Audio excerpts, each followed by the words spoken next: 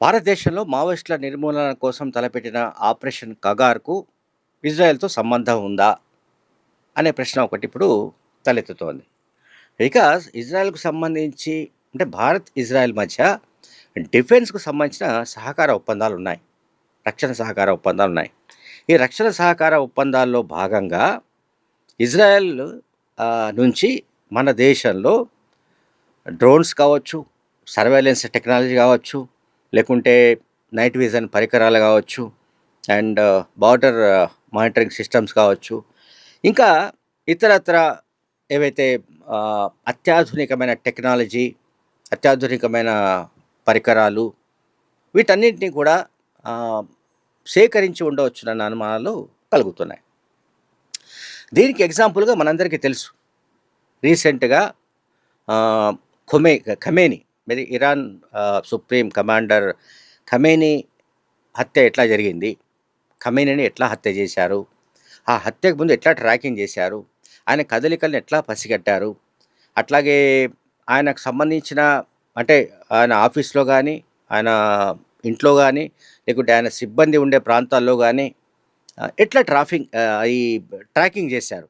అంటే అక్కడ ఉండే ఏవైతే టెక్నాలజీకి సంబంధించిన పరికరాలుంటాయో, ఈవెన్ మొబైల్ ఫోన్స్ కావచ్చు, ల్యాప్‌టాప్స్ కావచ్చు, కంప్యూటర్స్ కావచ్చు, ఇతరత్రా ఏవైతే ఉన్నాయో వాటన్నిటిలో కూడా ఈ టెక్నాలజీ వెళ్ళిపోయింది. అంటే అక్కడేమి ఫిజికల్‌గా మనమేమి పోయి ఒక పరికరం పెట్టాల్సిన అవసరం లేదు. ఇజ్రాయెల్‌లో మొసాద్ అనే ఒక ఇంటెలిజెన్స్ వింగ్ అత్యంత పవర్‌ఫుల్ వింగ్ అన్న సంగతి నేను ప్రత్యేకంగా చెప్పాల్సిన అవసరం లేదు. దానికి సంబంధించి చాలామందికి తెలుసు. మొసాద్ అంటారు దాన్ని.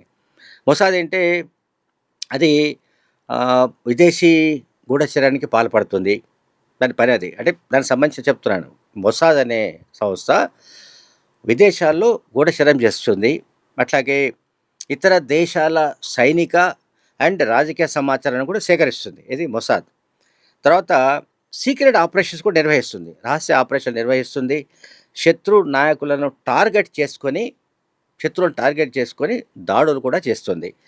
అలాగే టెర్రరిస్టు వ్యతిరేక చర్యలు అండ్ ఇజ్రాయెల్‌పై ఆహ్, దా ఇజ్రాయెల్‌పై దాడులు చేసే ఏవైతే గ్రూప్స్ ఉంటాయో వాటిపైన చర్యలు తీసుకోవడానికి సంబంధించి కూడా మొసాద్ ఎప్పటికప్పుడు మానిటర్ చేస్తూ ఉంటుంది. అలాగే సరే అణు కార్యక్రమాల పర్యవేక్షణ అండ్ ముఖ్యంగా ఇరాన్ వంటి దేశాలపైన చాలా రోజుల నుంచి వాళ్ళు ఇచ్చేస్తున్నారు. ఇది మొసాద్ అనే సంస్థ. అంటే మొసాద్ వంటివి అంటే విదేశీ గూఢచర్యం ప్లస్ రహస్య ఆపరేషన్స్ నిర్వహిస్తుంది మొసాద్. ఈ మొసాద్‌తో మనము అమెరికాకు సంబంధించిన సీఐఏను పోల్చలేము. ఇండియాలోని ఆర్ఏడబ్ల్యూ అంటే రీసెర్చ్ అండ్ అనాలిసిస్ వింగ్‌ను పోల్చలేము. లేదా బ్రిటన్‌కు చెందిన M16 అంటాం. అక్కడి గూఢచర సంస్థ. వాటిని కూడా పోల్చలేం. అంటే వాటన్నిటికంటే కూడా ఇది అత్యంత శక్తివంతమైన సంస్థగా పేరు పొందింది మొసాద్. ఎందుకంటే మొసాద్ ఎప్పటికప్పుడు ఈ అత్యాధునికమైన టెక్నాలజీ వాడడంలో గానీ, శత్రువులు ఎక్కడున్నారు, వాళ్ళను ఎట్లా కనిపెట్టాలి, ఏ రకమైన ట్రాక్ చేయాలి, ఏ రకంగా అనే విషయంలో వాళ్ళకున్న బలం మరెవరికీ లేదు. ఇజ్రాయెల్‌లో మొసాద్‌కున్న బలం ఇంకెవరికీ లేదు. మొసాద్ కారణంగానే ఖమేనీ హత్య జరిగినట్టుగా తెలుస్తోంది. అంటే పక్కాగా ఖమేనీ ఎక్కడున్నారు, ఎవరితో ఉన్నారు, అక్కడ ఏం జరుగుతోంది, ఏ మీటింగ్ జరుగుతోంది అనే మొత్తంగా సమాచారం పక్కాగా సేకరించిన తర్వాతే యాక్చువల్‌గా వాళ్ళు ఆహ్, అంత ఆ తర్వాత రాత్రి చేయాలనుకున్న దాడిని మొసాద్ చెప్పిన కారణంగా ఆ రోజు పగలే చేశారు. ఇది మనం గుర్తుంచుకోవాల్సిన అంశం. సరే, ఇప్పుడు నేను మాట్లాడుతున్నదేంటంటే, వాళ్ళు డ్రోన్స్ ద్వారా అంటే వాళ్ళకున్న టెక్నాలజీ అంటే ఇజ్రాయెల్‌కి సంబంధించిన మొసాద్ ఏదైతే ఇంటెలిజెన్స్ వింగ్ ఉందో, అది చేసే పనేంటంటే డ్రోన్స్ ద్వారా అడవుల్లో కూడా నిఘా పెడుతుంది. దట్టమైన అడవుల్లో కూడా నిఘా పెట్టగలదు. అట్లాగే థర్మల్ ఇమేజింగ్ కెమెరాస్ కూడా వాళ్ళ దగ్గరున్నాయి. అట్లాగే టెక్నాలజీ. కమ్యూనికేషన్ ఇంటర్సెప్షన్ టెక్నాలజీ అంటాం.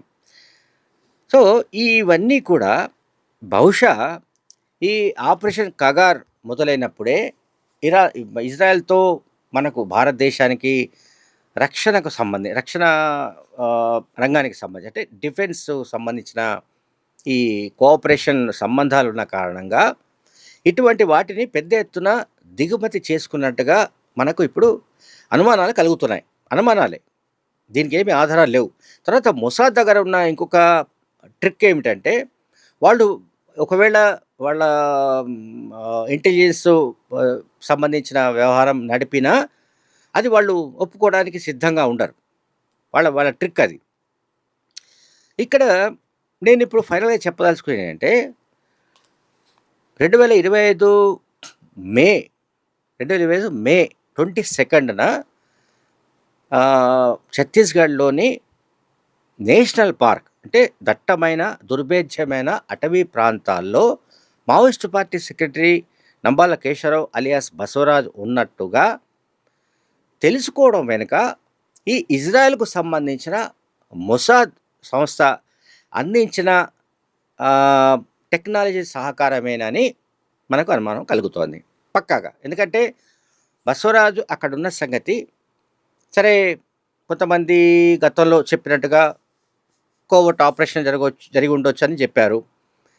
అట్ సేమ్ టైం పక్కాగా ఈ డ్రోన్‌లతో దట్టమైన అడవుల్లో కూడా సెర్చ్ చేయగల కెపాసిటీ ఈ మొసాద్ ఇంటెలిజెన్స్ వింగ్‌కు ఉంది కనుక, వాళ్ళు ఐడెంటిఫై చేసి పక్కాగా ఇక్కడ ఫలానా చోట ఫలానా వ్యక్తి ఉన్నాడనో, ఆయనతో పాటు మరికొంతమంది ఉన్నారనో, వాళ్ళు ఐడెంటిఫై చేసిన తర్వాత ఆ ఇన్ఫర్మేషన్‌ని ఆ ఇన్ఫర్మేషన్ వీళ్ళకి పంపించిన తర్వాత, ఎవరికి మన సెంట్రల్ గవర్నమెంట్‌కి పంపించిన తర్వాత, దెన్ కోబ్రా కమాండోలు అండ్ ఇంకేమో C60 కమాండోస్ అంటాం, కోబ్రా అంటాం, బస్తర్ ఫైటర్స్ అంటాము, లేకపోతే సిఆర్‌పిఎఫ్ కావచ్చు, పోలీసులు కావచ్చు, డీఆర్‌జీ కావచ్చు, ఈ మొత్తం బలగాలన్నీ కూడా ఆపరేషన్‌లో పాల్గొన్నట్టుగా కనిపిస్తోంది. అంటే ఆల్మోస్ట్ అక్కడ బసవరాజుతో పాటు మరో 27 మంది కూడా చనిపోయిన సంగతి మనందరికీ తెలుసు.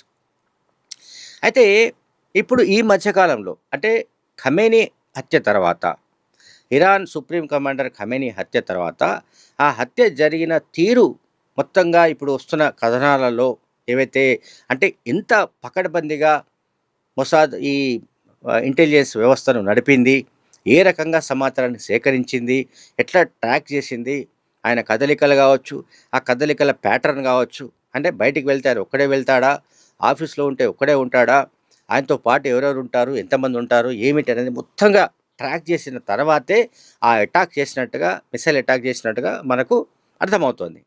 అండ్ నేను దీనికి అప్లై చేస్తున్నాను. ఆపరేషన్ కగారుకు, మావోయిస్ట్ పార్టీ నిర్మూలనకు సంబంధించి జరుగుతున్న చర్యల్లో ఖచ్చితంగా ఇజ్రాయెల్‌కు సంబంధించిన టెక్నాలజీని భారత్ ఉపయోగించి ఉండవచ్చు అనే అనుమానాలు కూడా ఇప్పుడు బలపడుతున్నాయి. Thank you very much.